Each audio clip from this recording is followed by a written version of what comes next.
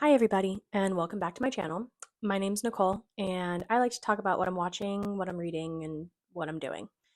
So, this is day 9 of my Vlogmas adventure. So, if you'd like to follow along as I figure out this YouTube thing, please subscribe.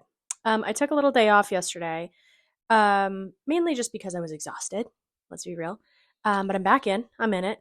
Bentley's here too, and I'm filming all day today. So, sorry, he's feeling needy. He needs a cuddle. So we're gonna just hug Bentley for this video. So lately I've been thinking about how many apps that we use to watch content these days.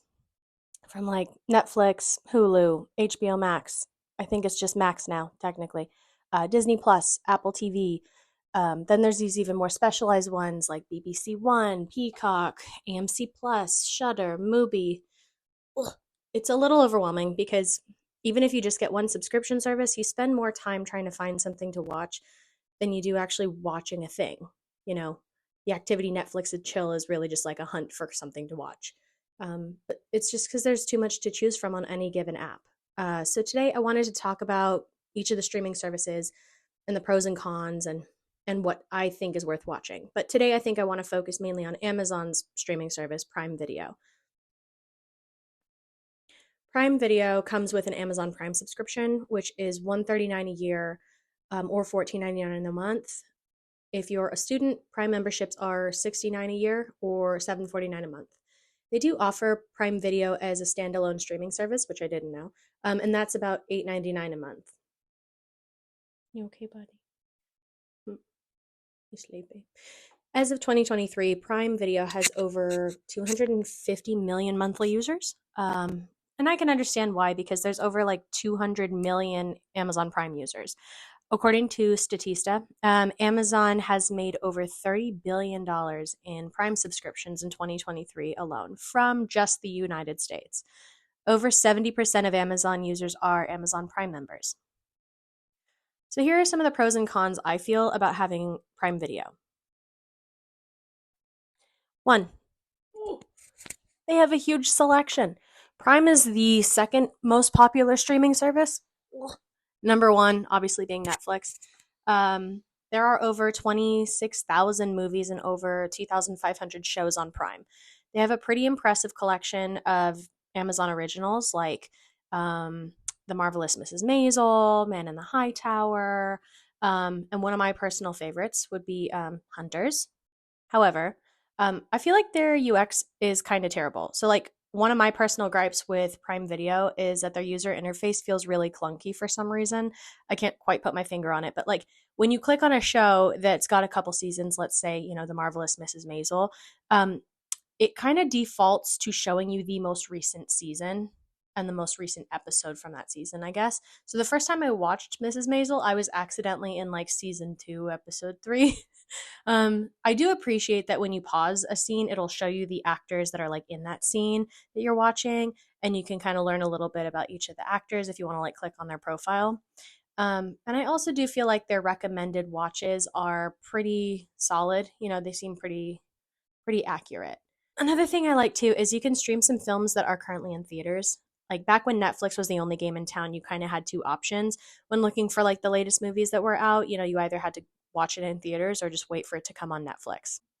With a Prime Video subscription, though, you can pay to watch the latest films like Killers of the Flower Moon.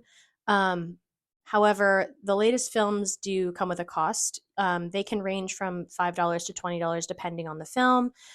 So you're paying to watch that film and you can either rent it or buy it on top of your actual subscription. Another reason I think that Prime Video is worth having is there's lots of independent films on there. So for filmmakers, making your film is like the first hurdle. Getting your film out into the world is like the next biggest hurdle. Establishing a relationship with like a film distributor can be really complicated. Like usually you need a licensed agent or like an attorney or somebody with an in of some kind to get your film on one of those streaming services. From what I understand, it's relatively easy and inexpensive to put independent films on Prime Video.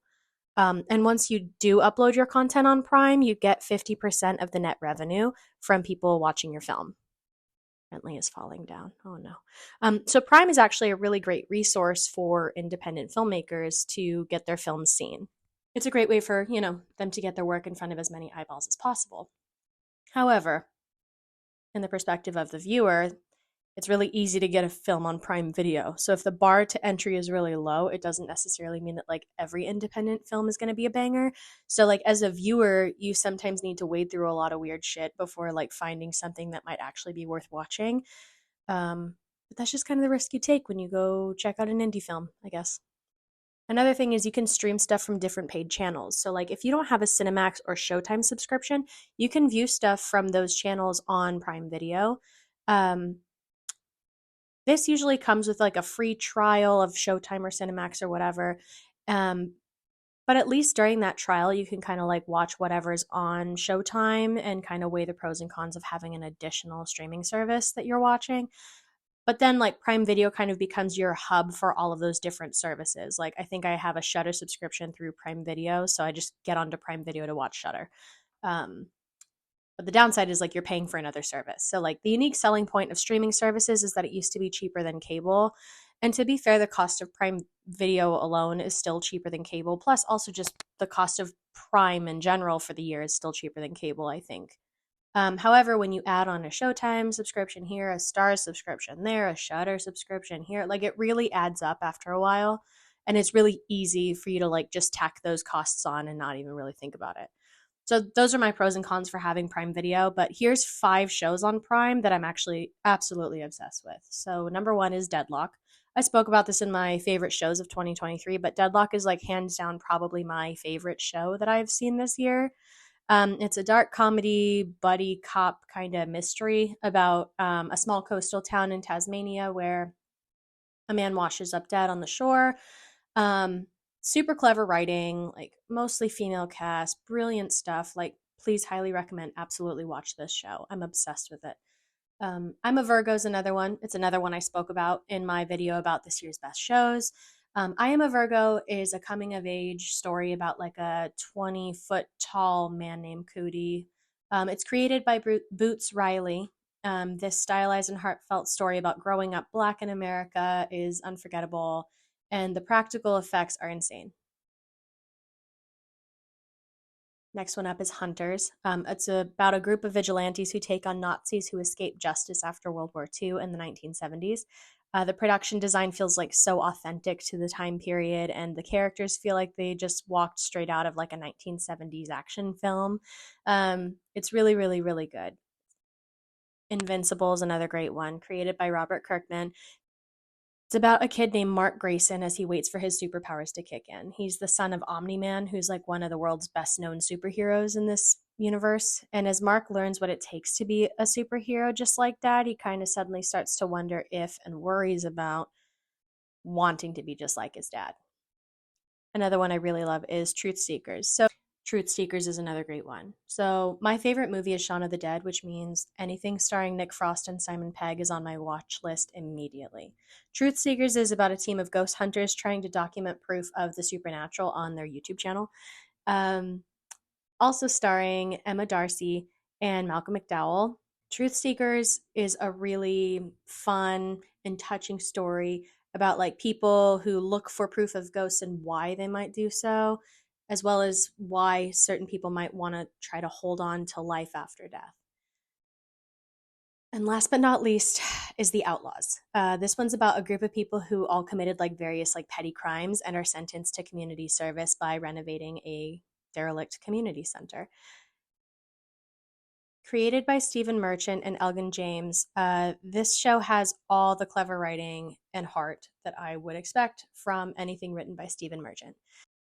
It really shows like the humanity behind each of the characters and, you know, how they all ended up in community service in the first place. Also want to note that Jessica Gunning absolutely steals the fucking show. She plays Diane Pemberley, who's like their like the confident and obtuse like officer who has to supervise their sentence.